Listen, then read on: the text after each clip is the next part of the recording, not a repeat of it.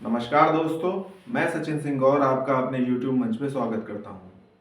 महाराजा जयचंद गद्दार थे या नहीं, ये एक बहुत ही विवादास्पद मुद्दा हो चुका है और मैं भी इस पे 2 वीडियो बना चुका हूँ। पहला एक वीडियो मैंने बनाया था जो राजस्थान के पूर्व मंत्री थे, पूर्व विपक्ष के नेता थे और जो अपना इलेक्शन हार गए चूरू विधानसभा से, राजेंद्र राठौड़ जी। उन्होंने जब हारने के बाद कहा कि जयचंदों की वजह से मैं हार गया, तब मैंने एक वीडियो बनाया था कि इस हार के लिए जयचंदों को जिम्मेदार ठहराने से पहले कम से कम जयचंद का इतिहास तो पढ़ लेते राजेंद्र राठौड़ जी। वो वीडियो काफ़ी चला, काफ़ी व्यूज़ आए, काफ़ी कमेंट आए, काफ़ी पसंद किया लोगों ने और उस पर कुछ सवाल थे, तो उसके अगेंस्ट मैंने एक और वीडियो बनाया और बताया कि जयचंद नहीं, पंडित राघव चेतन इस देश का सबसे बड़ा गद्दार था, जिसने अलाउद्दीन खिलजी को उकसाया था चित्तौड़ पर आक्रमण करने के लिए। उस वीडियो के भी काफ़ी अच्छे व्यूज़ आए। तो अब उसमें एक और इसी कड़ी में एक और अध्याय को जोड़ते हुए मैं ये वीडियो बना रहा हूँ कि महाराजा जयचंद को गद्दार क्यों कहा गया इस देश में। तो उसका मुख्य कारण है कि वो बौद्ध थे, उन्होंने बौद्ध धर्म को अपना लिया था। जो पहला मैंने वीडियो बनाया था राजेंद्र राठौड़ वाला, उसमें मैंने ऐतिहासिक तथ्य दिए थे कि मोहम्मद गौरी को बुलाने में जयचंद का कोई रोल नहीं था, क्योंकि 1191-1192 में मोहम्मद गौरी की सम्राट पृथ्वीराज चौहान के साथ लड़ाइयाँ हुई थी, लेकिन मोहम्मद गौरी 1175 से ही भारत पे आक्रमण कर रहा था और वो मुल्तान, लाहौर, यहाँ पर तो उसने कब्जे कर भी लिए थे, अपनी चौकियां बना ली थी, इन पे उसका शासन चल रहा था। और सिंध से होता हुआ वो 1178 में गुजरात भी चला गया था, जहाँ सोलंकी राजपूतों से उसका युद्ध हुआ था, जिसमें वो हार गया था।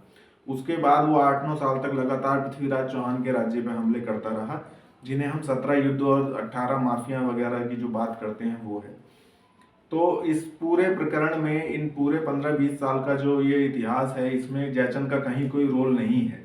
तो इससे सिद्ध होता है मोहम्मद गौरी को बुलाने में जयचंद का कोई रोल नहीं था। ये तो हुआ ऐतिहासिक तथ्य। अब बात उठती है कि फिर जयचंद को गद्दार क्यों कहा गया। तो जयचंद को गद्दार कहने का जो मुख्य कारण था वो ये था कि जयचंद ने बौद्ध धर्म को अपना लिया था। और जयचंद ने बौद्ध धर्म को नहीं अपनाया था, काफी पीछे से ही उनके जो परिवार में बौद्ध धर्म की परिपाटी चली आ रही थी। जयचंद के जो दादा थे गोविंद चंद्र, उनके हमें 40 इंस्क्रिप्शन अभिलेख प्राप्त होते हैं और उनसे हमें पता चलता है कि वो बौद्ध भिक्षुओं की काफी मदद करते थे। उनका एक अभिलेख मिला है जिससे पता चलता है कि श्रावस्ती में एक महाविहार के लिए उन्होंने 6 गांवों को बौद्ध भिक्षुओं की शिक्षा के लिए दान दे दिया था। मतलब उनसे जो राजस्व प्राप्त होता वो पूरा उस महाविहार की देख रेख में जाने वाला था। तो इससे पता चलता है कि गोविंद चंद्र भी बौद्ध भिक्षुओं को की काफी मदद करते थे और स्वयं भी बौद्ध नीतियों से प्रभावित थे। जो जयचंद की दादी थी कुमार देवी, उन्होंने सारनाथ पर एक धर्म चक्र बनवाया था और एक महाविहार की स्थापना की थी। ये भी हमें अभिलेख से पता चलता है। तो एक पुरानी परंपरा थी बौद्ध धर्म की और उस अभिलेख में उन्होंने लिखवाया था कुमार देवी ने कि हमें सम्राट अशोक के धम्म मार्ग पर चलना चाहिए।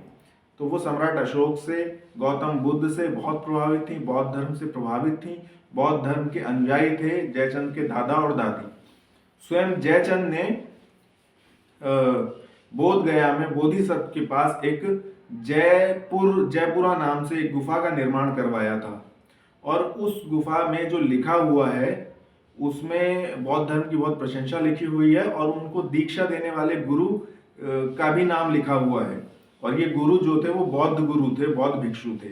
तो उनके जो गुरु थे वो भी बौद्ध थे जयचंद्र के, उसमें लिखा हुआ है। राहुल सांकृत्यान ने भी अपनी जो पुस्तक बौद्ध धर्म के ऊपर लिखी है उनमें इनका वर्णन किया है। तो जयचंद जो थे वो पूरी तरह से बौद्ध धर्म के अनुयायी थे।